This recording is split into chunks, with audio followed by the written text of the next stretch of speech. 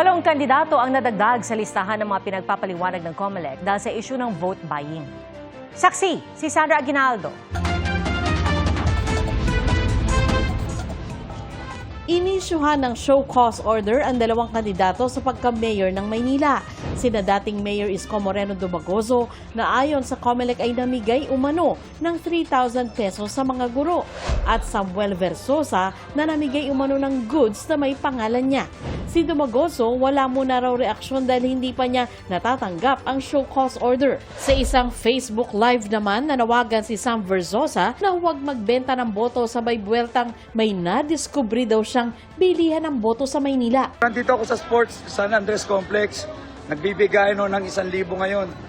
Kami pa yung babalik na rin na bumibili ng boto.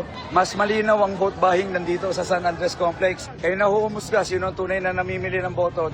May show cause order din si Mayor Dale Gonzalo Malapitan ng Caloocan dahil sa posibleng abuse of state resources matapos umanong mabigay ng mahigit 3,000 pesos. Sa isang statement, sinabi ni Malapitan na bahagi ng programang agapay sa manggagawa ang pinamahaging pera. Nabigyan daw ng COMELEC ng exemption ang programang ito para tuloy-tuloy na mabigay sa mamamayan. Ibinahagi niya ang kopya ng dokumento mula sa COMELEC.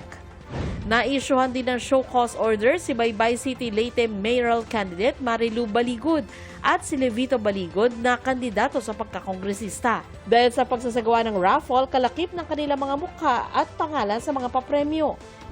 Itinanggi naman ni congressional candidate Levito Baligod ang aligasyong vote buying. Aniya, hindi niya alam kung ano ang naging basehan nito.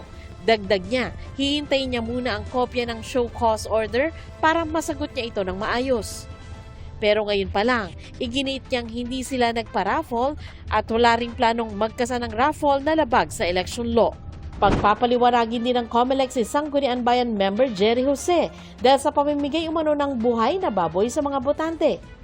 Pinagpapaliwanag din ang mga kandidato para sa Sangguniang Bayan, Panlunsod at Panlalawigan na sina Ana Katrina Marcelo Hernandez dahil sa pamimigay ng mga electric fan, bigas at t-shirt at si Julian Edward Emerson Coseteng dahil sa pamimigay ng papremyong 500 piso sa isang e-wallet app.